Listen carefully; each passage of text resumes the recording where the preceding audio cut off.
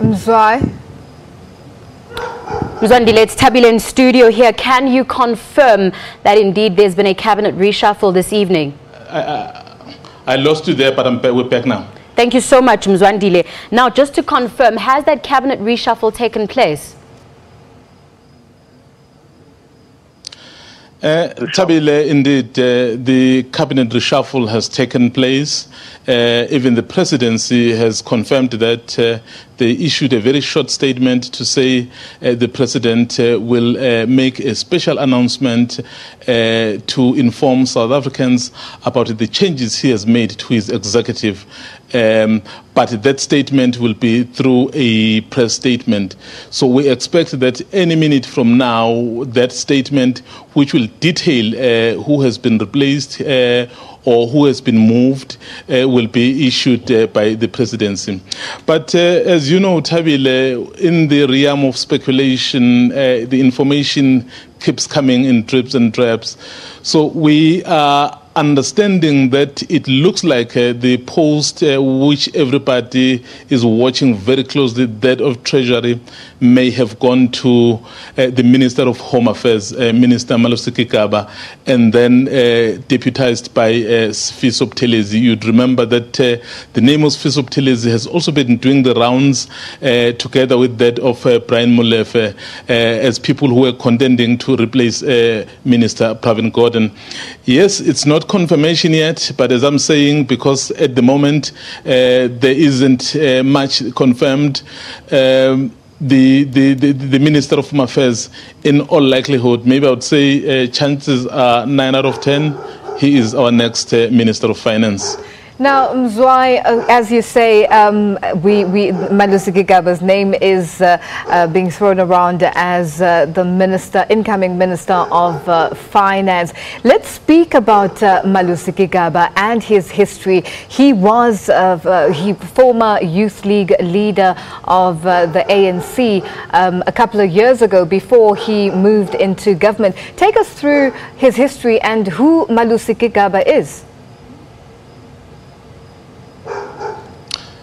Lulu, Malusi was perhaps until the confirmation comes from the presidency was the Home Affairs Minister. And we know that he comes from the ranks.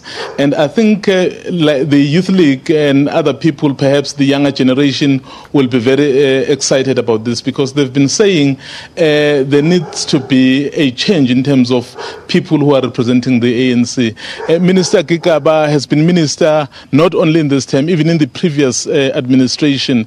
So he's been the minister, even during President Thabo Mbeki's administration, Gigaba was the minister, in fact was the deputy minister. So you can see that his growth has been clearly well planned or calculated to make sure that at some point so he ascends.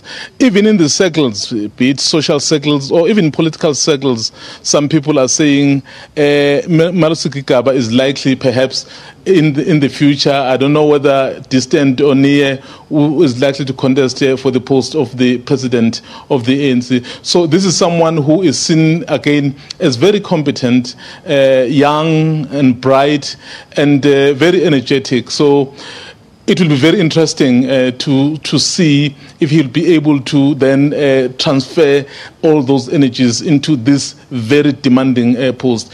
You must know that Treasury is not so much about the people. In fact, it is so much about people, but it also goes beyond that. The international markets, the South African markets, so they will all be watching. So I think the first thing tomorrow morning, we will want to watch how the rand would have performed and how the markets would have performed. So that would give you an indication.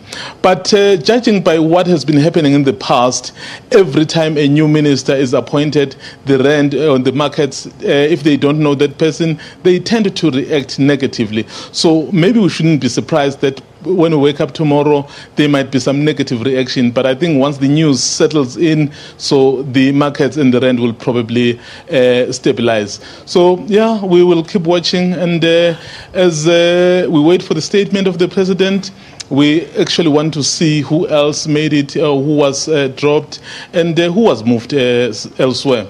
Mzwandile, maybe just to stay with Malusi Gigaba as a choice for a possible replacement, for Minister Pravin Gordhan. You mentioned earlier on, about the president's stance and the ANC's stance on radical economic transformation. Do you think, looking at Gigaba's track record in terms of what he's been able to achieve in the departments that he's led, we saw him leading the ANC Youth League years ago as well, just in terms of him as a leader, does he have that credibility that once the dust settles, markets and investors will be able to rally behind him? Obviously, markets, it will depend on how he performs then to assure the markets. But when we talk perhaps about what the ANC currently wants to achieve, the radical economic transformation, even if you look at perhaps the EFF, many people argue that the EFF is as a result of perhaps the demise of the Youth League at the time. So here is someone who comes from the Youth League, people who have been advocating for this radical economic transformation, so being given this post, and perhaps he would be able to connect with the young ones, he would be able to listen to their aspirations, he would be able to effect change. Because I was saying the post that he has held before, he hasn't performed badly, and I think that will stand him in good. Mzwai, has there been, you mentioned earlier the fact that there will be a media statement taking place. Has anything been confirmed yet?